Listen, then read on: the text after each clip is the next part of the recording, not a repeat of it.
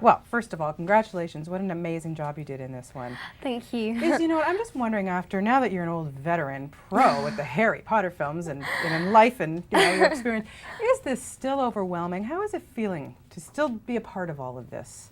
It's still completely overwhelming, and I kind of see every film as a new film, a different film. I kind of see them really separately as well. So every time it's a new experience, new script, different actors. It's changing all the time, and it's great. So when you sat down now to get ready for this one, for Azkaban, and you're looking at Hermione and you're going, how am I going to approach her?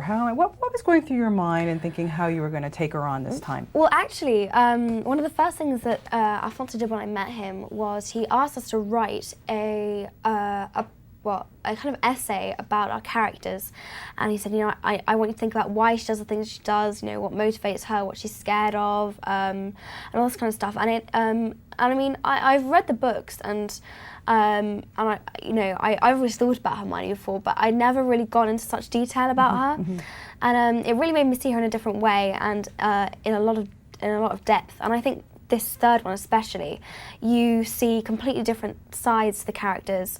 Harry, it's much more sensitive towards him. Your heart bleeds for him in some of it. I mean, you feel so bad for him. Yeah.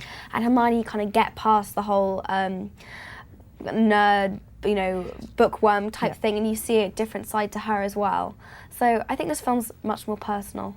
You're very feisty in this film. I mean, wow, it's great to see her. The part with Draco, I mean, was that tough to do it, or was it been building up? I loved it. I absolutely loved it.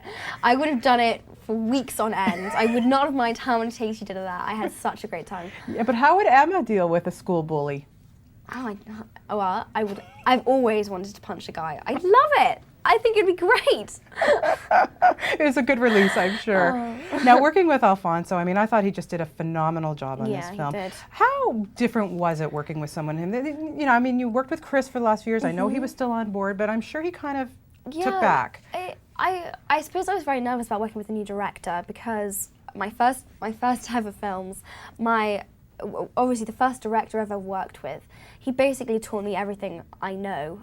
So I was nervous about working with someone new, but also really excited to, see different styles, his techniques, his different interpretation towards Harry Potter, seeing what he'd do with it, and so it's good. So what ended up impressing you the most? About Alfonso? Yeah. How did you learn? What did you learn from working with a director like that? One of the things that is great about Alfonso is one of the things I really appreciated from him is he really trusted us, and he gave all of us a lot of freedom. And I would have done this take 6 times. I'm mad, I'm anxious, I'm like, oh, I just can't do it. Just tell me what to do, But he never would. He'd always say, it's your character. You need to, He just gave me a lot of space to think about Hermione and have fun with it, and. That was really good. Really good. Yeah. Now, how has the relationship between you and the guys developed? I mean, now it's more like a family, I would think. Yeah. No, it really is. They're like my brothers, basically. So we have a really good time together. Okay. I have a double slot. I'm an open end, so I have another 4 minutes. Okay. Sorry about that. In terms of the stunt work, you really get knocked around a lot. Tell me a little bit about doing that. Well, Hermione is, she's doing everything in this film. There's much more action in it. She is being thrown around by the Whomping Willow. She's being chased by werewolves. I mean, flying on Buckbeak. I mean, everything. Yeah. She's rock and roll. She's good. Is it getting harder, or is it easier now working with green screen and all the stuff that you have to do? I suppose now, third time round, it is getting a little bit easier because I kind of know what I'm doing, but it is still so hard because there's just so much to think about, and it's hard to act to a green screen. Now, the hippogriff. I understand that they made something so that you had like a point of reference. But tell me about doing those scenes.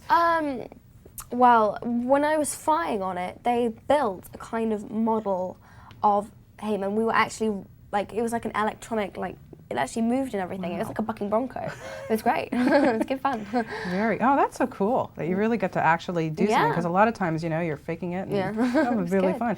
Now, you get to work with some phenomenal actors in this. Tell me a little bit about, I'm going to go one by one. Tell me about Gary Oldman when you first met him. Gary Oldman. I have to say, at first, I genuinely didn't know who he was, and that is terrible. I know it is horrendous, and people all over were going, "Oh, that's terrible!" But Dan almost took my head off when I said I didn't know him. I was like, "Okay, I'm really sorry," and he's like, "I can't believe." Anyway, but working with him, even though I didn't know who he was, he is such a great actor. He truly, he is so good, and I was so impressed. All of the Shrieking Shack stuff that we did with him I was just blown away. I almost forgot what I was saying. I was like, oh yeah, that's my line. He was so good. He was so good. Okay, my favorite, Emma Thompson. My favorite too. I love her to pieces. She is so great. She's so brilliant. I was so pleased to be working with her, and she did such a great job with Trelawney. She is hilarious. She's so funny. And David Thewlis, wow, he really was fantastic. I know. I thought he was really good, especially the scenes where he was with Harry. It's really nice, and I think he did a really good job. Now, do you think this one, I mean, is geared a little bit older? Seeing how you guys are now growing up with your characters, you know, not so much the scary part of the film, but more the themes of it. Who would you recommend, you know, would be comfortable watching Azkaban? I think that the first two are much more visually, they kind of make you jump, like you go, whoa, you know, spiders, whatever. In this one, it's much more of a kind of eerie, kind of scary. The Dementors give this kind of presence to everything where you kind of feel really cold, and it's a different kind of scary, but you know, it's just a different type. Yeah.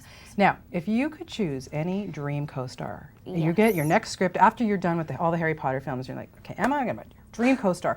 Who would it be and why? Oh my goodness gracious me. There's so many people I want to work with. There's so many people. I'm so lucky because I've got to work with loads of them on Harry Potter, which I'm really lucky. But Brad Pitt's, you know, it's pretty good, really, wouldn't it? That would be a good one. So Goblet of Fire, it's just getting started. Yes. Can you tell us just a little bit about getting ready for that? I started 2 weeks ago. We have a new director, Mike Neill, who did 4 Weddings and a Funeral, which is a classic film. I love that, so I'm so excited to be working with him. He's very English. He's great fun. I'm really excited because the 4th book is, again, a great book. We've got some fantastic new characters coming in. Cho Chang, Cedric Diggory, Victor Crumb.